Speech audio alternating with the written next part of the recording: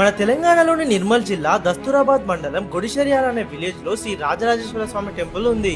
ఈ టెంపుల్ కి ప్రతి సంవత్సరం శివరాత్రి రోజు ఒక నాగుపాము వస్తుంది. ఆ పామును చూడడానికి చాలా మంది జనాలు ఈ టెంపుల్ కి వస్తారు.